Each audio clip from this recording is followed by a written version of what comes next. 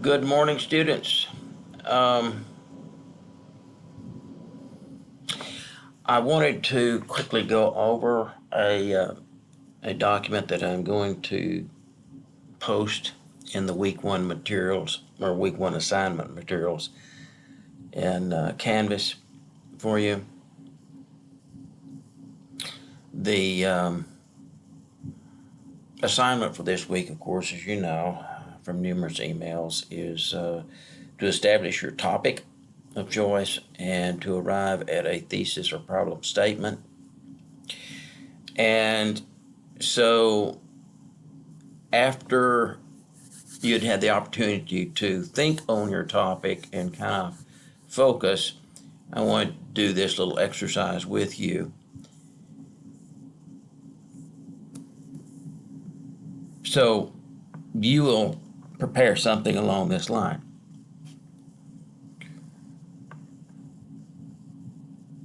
And I was looking at topics, and a topic can be anything that you really are interested in. Okay, that's the main thing. You're interested in it.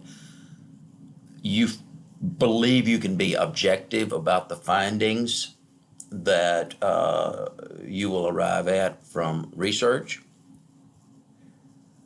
So, two primary qualities is that, first of all, you're very interested in the topic. But second, you also believe that you can distance yourself from your feelings.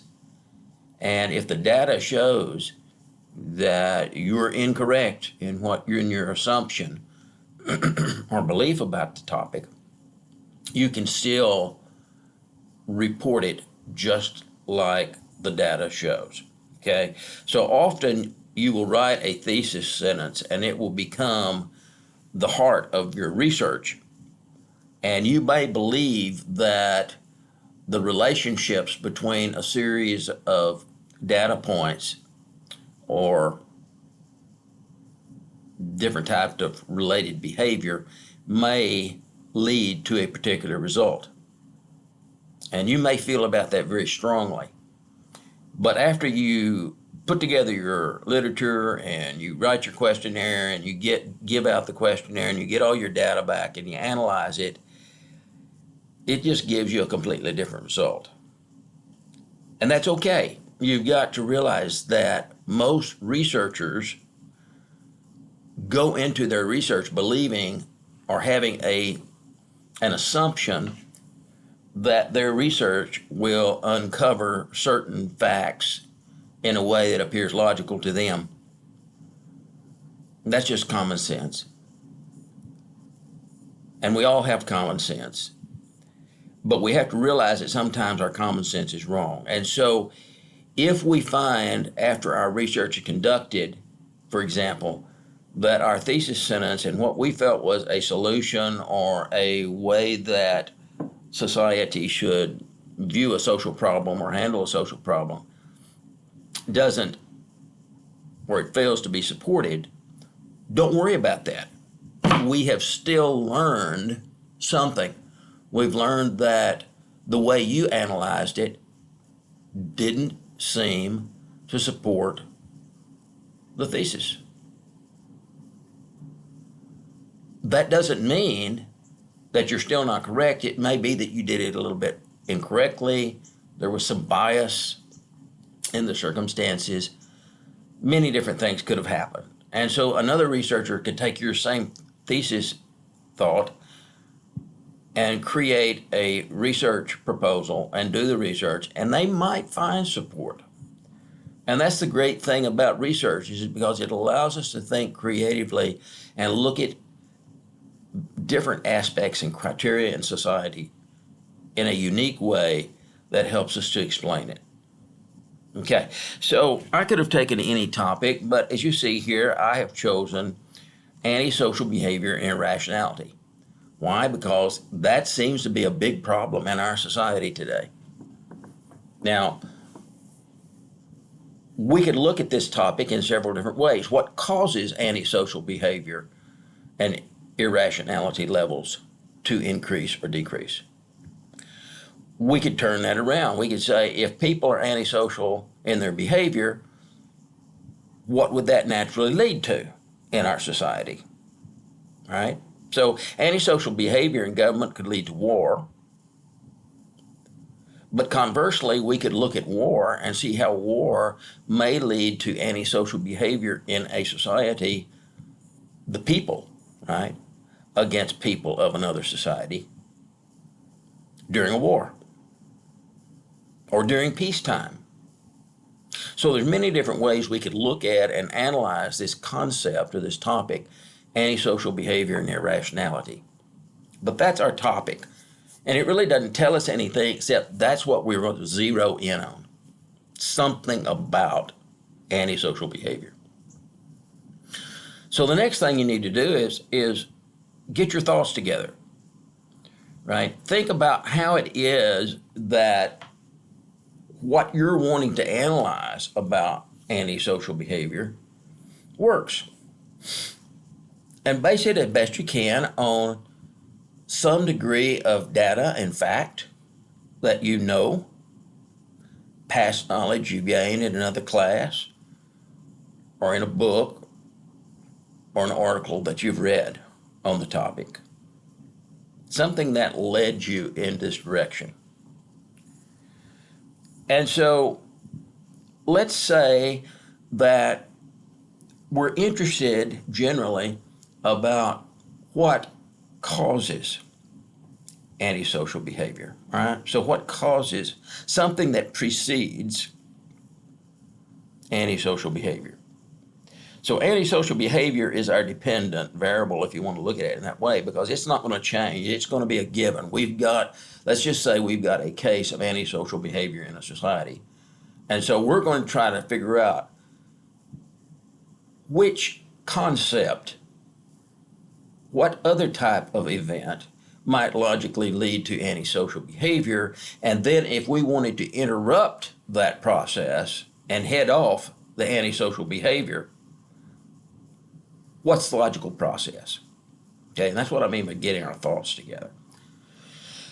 Well, because antisocial behavior is interesting to me and I'm concerned about why antisocial behavior comes about, I think logically about news and other articles that I've read. Maybe a book. Something that has brought this to mind and given me some degree of knowledge about. So I'm going to write some sentences here that'll generally tell something about how it is that antisocial behavior and, in this instance, the use of medication have some degree of relationship, and how medication has the ability to lead to antisocial behavior. And that over the years, we've seen that medication in our society has increased dramatically because of drugs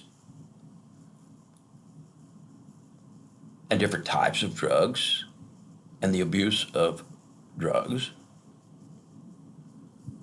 And that antisocial behavior has also increased in our society. Okay, now we're making the assumption that antisocial behavior has actually increased. Okay, we're looking at this narrowly. We're not concerning ourselves with the idea that today media is much more available than it was 50 years ago, and so maybe antisocial behavior only seems to be greater. We're not worried about that. We're just saying it's a given that antisocial behavior in our society is greater today than it was 50 years ago. Why? What's caused this? How can we interrupt it? Okay. All right. So I wanted to learn something about medicines, all right, and how prescription medicines and over-the-counter medicines, let's call them legal medicines as opposed to illegal, like narcotic drugs that are bought on the streets, crack cocaine that's bought on the street.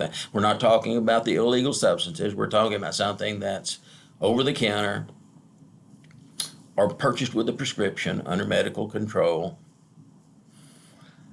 And I've even thrown in, because of the increased use of homeopathic remedy and herbal substances, that their interaction with drugs may have something to do with the increased level of antisocial behavior. So let's just look at this. News and data tells us that in the past century, medical advances have increased the availability of potent drugs that in instances alter the mind. Now, that's a factual statement, so that's an accurate statement about the advance of medical drugs. And so I have to cite it. And so in your articles, as you're looking through it, you're going to find information, data that you're going to be fleshing out your thoughts with all along anyway. So just remember, if it's a factual statement, there needs to be something that you've read that substantiates it, that you cite in text in your statement. Okay? Now, I'm not going to be as exact in the statement as to how accurate and how well you do your citations, but as this advances and we turn this into a proposal and into a final research paper, you're going to have to be exact in your citations. All right, so while drug availability has grown, so has the level of over-the-counter prescription, herbs, and homeopathic remedy use increased. Food and Drug Administration 2019. I'm just pulling these out of the air, okay? I can do it, you can't. This increase in the use of medication has led to many benefits for society, but it has also been accompanied by abuse and addiction, as well as many other ills or adverse psychological and social effects on the user. So I made that, let's just say I got that out of Harvard Medical Review. Some research is emerging that indicates that there's a relationship between the level of use of these types of drugs, herbs, and remedies, and the level of the user's irritability and their engaging in antisocial behavior. Okay, do you see I'm shifting now? And so I've begun a little bit of information on prescription drugs and legal drugs. Now I'm talking about how these drugs affect users or can affect users. The level of antisocial behavior and arguably some types of criminal behavior are serious issues our society currently is seeking alternatives to reduce. The FBI figures, paper 2019. These types of behavior lead to hate, impersonal relationships, and other reactive forms of interaction. We could have said rudeness, okay? As the level of antisocial behavior has increased, we also have data to substantiate an increase in the use of medications that may bear a positive relationship. And there you'd need another site. Okay, in other words, I'm saying there in that last sentence that there's something correlating here. There may be a relationship that has strength or whatever. Antisocial behavior has increased, and we also can substantiate an increase in the use of medication. So there's something going on. They're both increasing, all right? So there may be a positive relationship. They're moving in the same direction. That's positive, okay? If they decreased, if the level of antisocial behavior decreased and the use of medications decreased, that also would be a positive relationship. It just simply means that both are moving in the same direction. Okay? Now, if antisocial behavior increased and drug use went down, that would be a negative relationship. Okay, so here we've talked a little about medicine and the effects of medicine, and one of those effects can be this relationship between the use of medication and antisocial behavior. That tells you that when you do get your literature review, you've got to have some more articles on medical use, types of drugs, prescription drugs, and articles on antisocial behavior that somehow relate to medication. Arguably, many drugs prescribed to reduce anxiety, irritability, and antisociality, however, used too long a period or improperly, they may lose their effect or modify behavior in a variety of antisocial ways. So what I'm saying there is what? That these drugs do have a function. And in the right amounts and for the right period of time and right combination, they can be very helpful in anxiety, irritability, and antisociality. But done the wrong way, there can be many problems that arise. It is proposed that the level of medications, including remedies and herbs, may have an initial impact that reduces or controls the user's anxiety and antisocial behavior. However, at increased potency or taken too long a time or incorrectly may lead to antisocial outcomes, including crime. So I'm just clarifying there. Okay, we're narrowing down. Can you tell that we're making the point? We're leading the reader to want to know about and to care about what it is that we're wanting to do. Okay, technical papers, research papers, you have to do that. People don't just go and pull up a journal and open it up and start reading an article and finish that article simply because, in most instances, simply because they just love it. They do it because the writer, the researcher, has shown them that it's something that should be of importance to them. Okay, so we've kind of thought this through, all right, and we got a feeling for where we want to go. Now let's get down to the statement. Okay, pulling up some of this stuff. Our society is suffering from the inability to work together and for positive outcomes. Continued friction within the community between human beings will lead to the ultimate destruction of our norms and value systems and perhaps the demise of our society. You could even pull up one of our theories from sociology or whatever, criminology, such as Veblen or Spencer or Weber, and give a little short quote there of what they said about how society is destroyed when norms are placed under strain. So Agnew, for example, could be another researcher. It is proposed that in order to assist individuals in overcoming irritability levels and antisocial behavior, we must seek alternatives to singularly relying on medications. Okay, do you see what I'm doing? I'm shifting now. I've shown us what the outcome logically can be, and now I'm making my case. It is proposed that in order to assist individuals in overcoming irritability levels and antisocial behavior, we must seek alternatives to singularly relying on medications. Okay, something else we've got to do. Because if we just rely on medications, the logical thought process here, and you could even spell it out, is what I said right up here, that it leads to greater antisociality if abused. This research will focus on the level of use of drugs. All right, so we want to ask questions of each of the participants on the use of drugs, right? Again, legal drugs, prescription, over-the-counter, homeopathics, herbs, etc. Combinations of them maybe.